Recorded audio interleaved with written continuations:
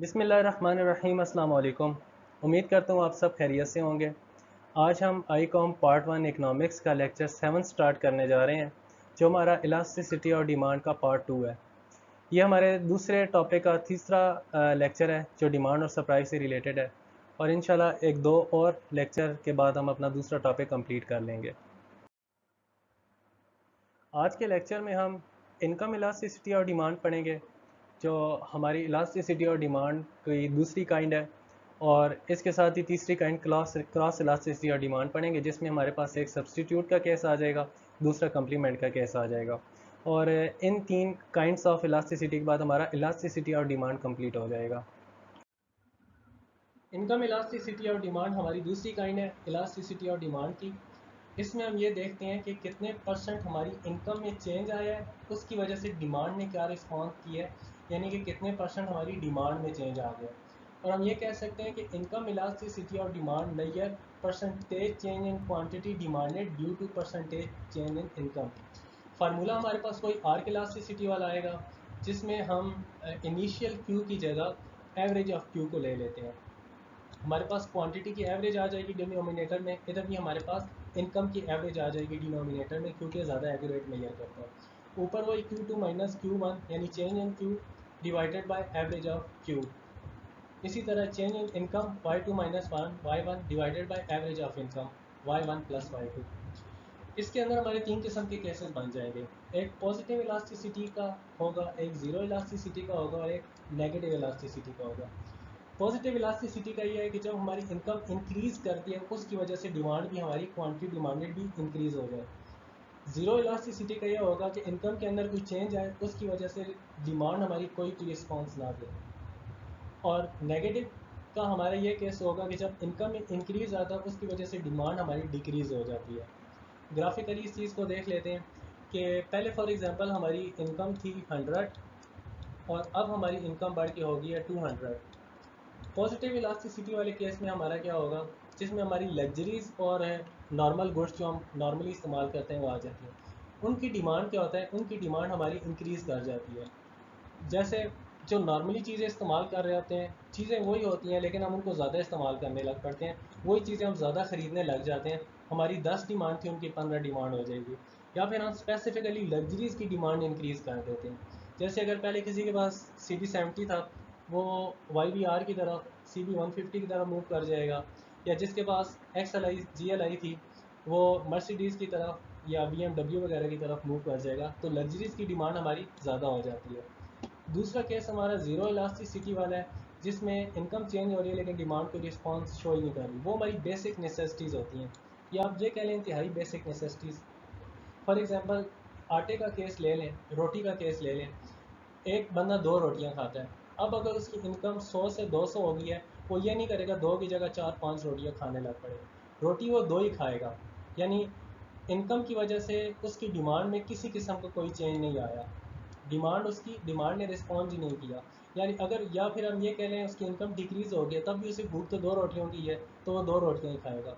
तो जब इनकम में चेंज आ रहा है, उसकी वजह से डिमांड को रिस्पॉन्ड ही नहीं कर रही। ये हमारे पास ज़ीरो इलास्टिसिटी का केस है, जो नॉर्मली हमारा बेसिक नेसेसिटीज़ के केस में आता है।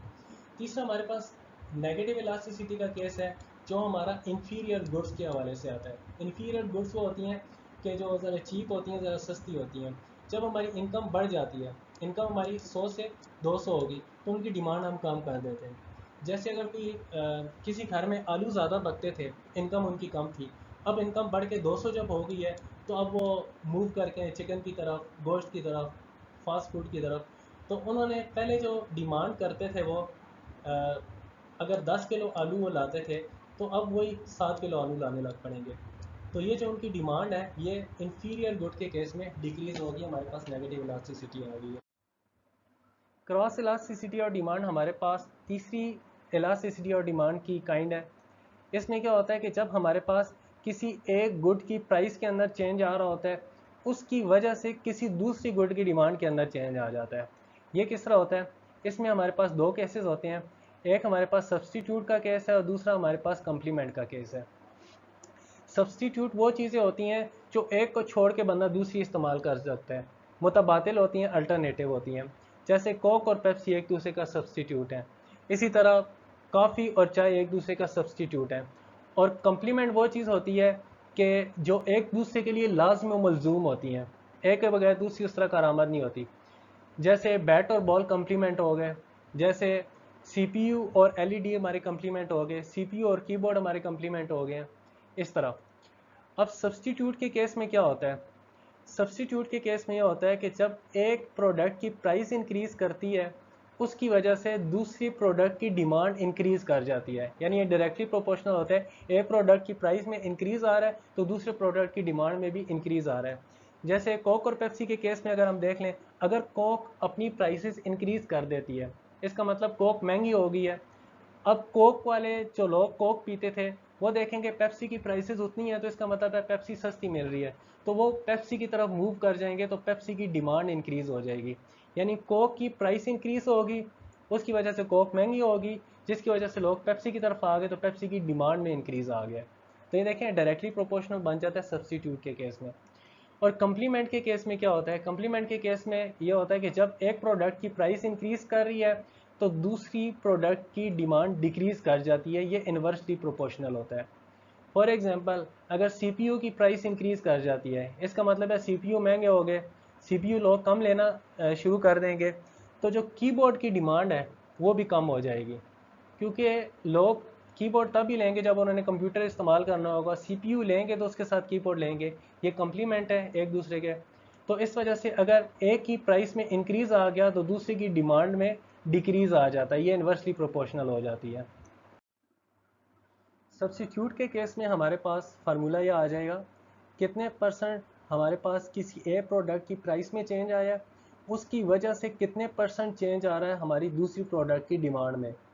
फार्मूला हमारे पास वही आर्क इलास्टिसिटी वाला आ जाएगा, जिसमें हम देख लेते हैं change in quantity of demanded of product है divided by average of product है। और चेंज इसमें हमने प्राइस देखना, क्योंकि प्रोडक्ट बी के केस में, तो हमारे पास change in price of product B divided by average of price of product B आ गया।